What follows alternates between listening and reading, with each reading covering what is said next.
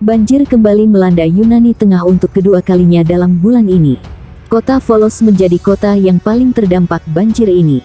Dilansir AFP, pihak berwenang mengumumkan jam malam di Volos, kota berpenduduk hampir 140.000 jiwa. Banjir terjadi usai badai Elias melanda daerah tersebut dan dengan cepat mengubah jalanan menjadi sungai. Badai tersebut sebelumnya menyebabkan banjir di Pulau Evia dekat Athena. Sementara desa-desa di luar Volos juga telah dievakuasi.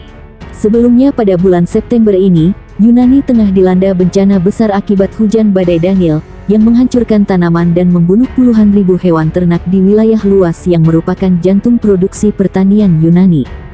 Menteri Pertanian Lefteris Afganakis pada hari Rabu mengatakan tim pembersihan telah membuang lebih dari 180.000 hewan ternak dan unggas yang mati, namun masih belum dapat menjangkau lebih dari selusin peternakan ayam yang terputus dari akses jalan.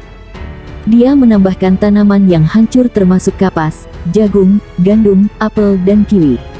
Menghadapi rentetan kritik atas kegagalan kerjasama antara tentara dan perlindungan sipil beberapa jam setelah bencana, pemerintah telah menjanjikan dana rekonstruksi lebih dari 2 miliar.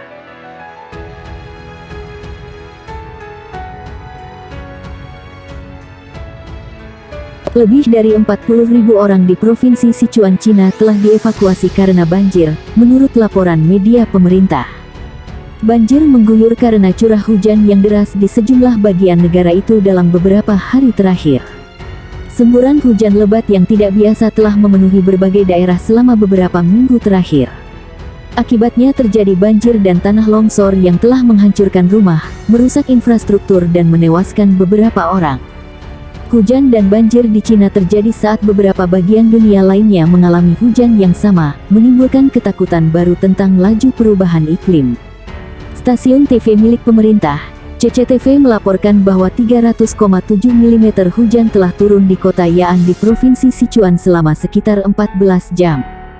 Hujan lebat ini menyebabkan banjir bandang dan tanah longsor yang menghancurkan rumah. Zhengzhou, ibu kota Provinsi Henan, mengeluarkan peringatan merah, tertinggi dalam sistem peringatan 4 tingkat, untuk hujan lebat. Beberapa daerah telah melaporkan rekor curah hujan. Kabupaten Guanyun di Provinsi Jiangsu memiliki curah hujan 275,4 mm semalam pada hari Senin, menurut administrasi meteorologi Cina. Kota Xiatai di Provinsi Guangdong mengalami hujan harian rata-rata 439 mm pada akhir Juni, menurut laporan Southern Metropolis Daily. Kabupaten Yuanling di Provinsi Hunan mengalami curah hujan 137,4 mm dalam 1 jam pada tanggal 30 Juni, kata Biro Meteorologi Hunan. Otoritas meteorologi memperpanjang peringatan hujan badai hingga Kamis pagi untuk beberapa provinsi termasuk Shanxi, Hebei, Shandong, Jiangsu, Anhui, Sichuan, Gansu, dan wilayah Tibet. Pusat Meteorologi Nasional mengatakan beberapa daerah dapat mengalami curah hujan lebih dari 70 mm dalam 1 jam, serta badai petir, angin kencang, dan badai es, menurut laporan media pemerintah. Pejabat telah berulang kali memperingatkan cuaca ekstrim dan bencana geologi sepanjang Juli.